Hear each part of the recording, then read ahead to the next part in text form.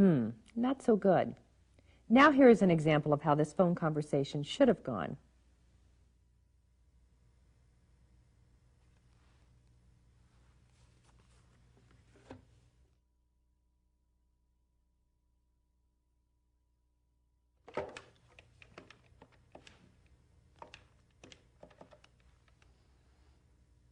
Hello, is Julie there, please? This is Julie. Hi, Julie.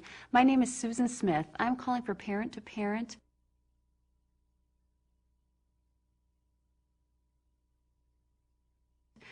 I understand that you were interested in talking with another parent of a child with detached retinas.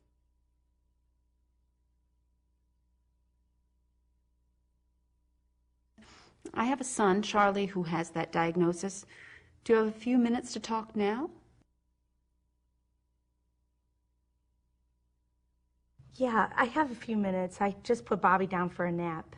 I'm glad I caught you at a good time. How is Bobby doing?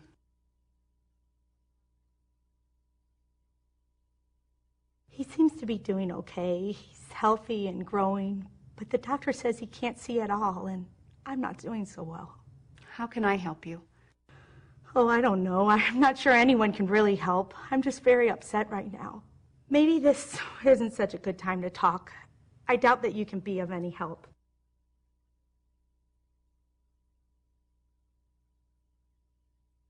I can understand why you would be upset.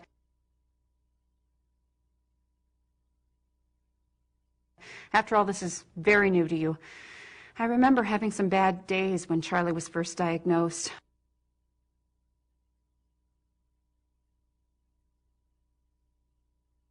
I know everyone is different, but it helped me to talk about it, and I would be happy to listen if you think that might help. Why don't you tell me a little bit more about Bobby?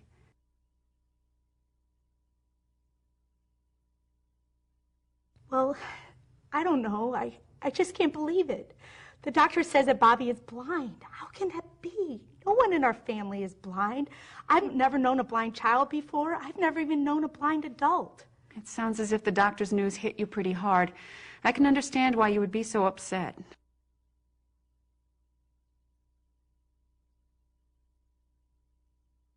I keep wondering if I did something wrong to cause this. And I keep thinking of all the things that Bobby will never see. I remember feeling guilty and being shocked when I first found out that Charlie was blind. I still feel guilty sometimes, but not like I did then, and I had never met a child who was blind either. It's pretty rare. But now I've met a lot of other families, and talking with other parents was one of the things that helped me the most. That's why I've offered to talk with parents like you, and you don't have to worry about what other people will think. I won't share anything you tell me with anyone else unless you tell me that it's okay. I appreciate that. I keep wondering if Bobby even knows who I am. How old is Charlie, and can he see you? Does he know who you are? Charlie is 5 years old. Because of him, I know that there are lots of ways to learn about the world, and vision is just one of them. Charlie not only knows who I am, he knows and talks to more people than his 8-year-old brother, Kenny. Does he walk and get around and everything? Oh, yes, he does now. Of course, all kids are different, and your son won't be just like mine. It did take Charlie longer to start doing those things than his brother.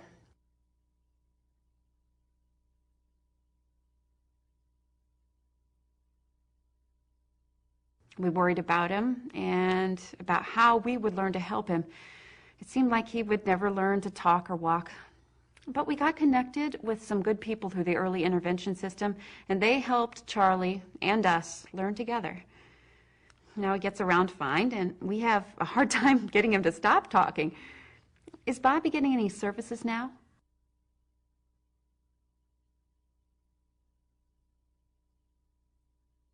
I think the doctor told us to call our early intervention program, and they had us fill out a lot of paperwork and asked us all kinds of questions. Then they told us to call another agency, and someone there told us they would call to schedule an appointment for Bobby after they got the information from his ophthalmologist. I think they may have been the ones who told us about this parent-to-parent program, but we have a lot to think about, so I'm not too anxious to hear back from them right now.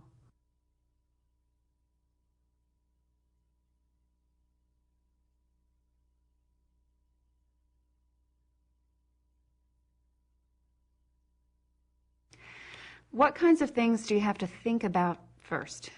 Well, the pediatrician sent us to the eye doctor, and he sent us to a specialist who told us that Bobby needs to have eye surgery to keep his eyes healthy. If he's blind, we're just not sure we want to put him through the surgery right now.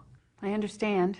He's still so little, and surgery's really scary to us. Has the doctor talked with you about why he made that recommendation and answered all of your questions about the surgery?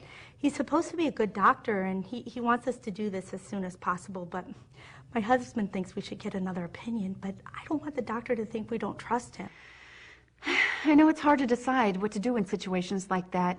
You do have a right to get another opinion if you want one, and I would think that your doctor would understand. You could talk with your ophthalmologist about it.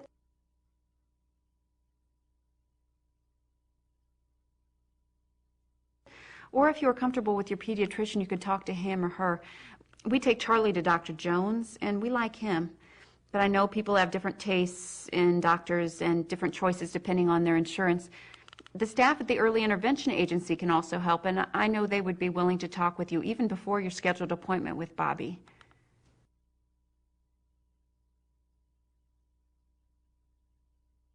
Well, maybe I will talk with his pediatrician. I really like her, and we have an appointment with her next week. I used to get nervous when I took Charlie to the doctor. It helps me to think about any questions I have ahead of time and write them down. I used to take someone with me, too, my husband or my mother.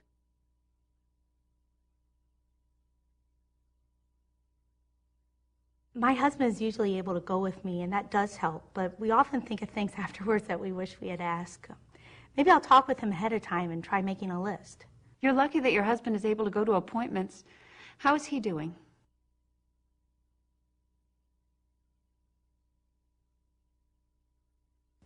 He's doing okay, I guess. He'll be happy to hear that I talked with you.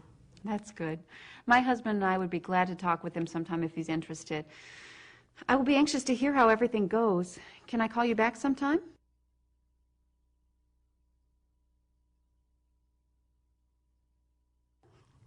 Yeah, I would like that.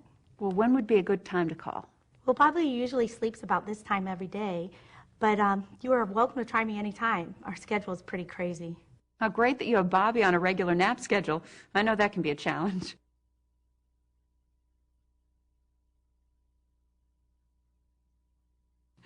I will try my best to call again about this time, and you're welcome to call me anytime, too.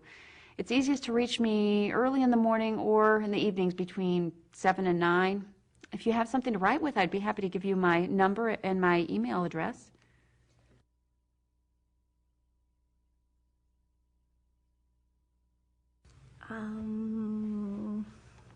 Okay, go ahead. My number is 555-2843, and email is susan1208@msn.com. Okay, I've got it. Thanks. Well, goodbye for now, and good luck with everything. Please keep in touch, and I will be thinking about you, and I hope, in spite of your worries, that you were able to take some time and enjoy Bobby. Thanks. It's been good talking with you. Goodbye. Goodbye, Julie.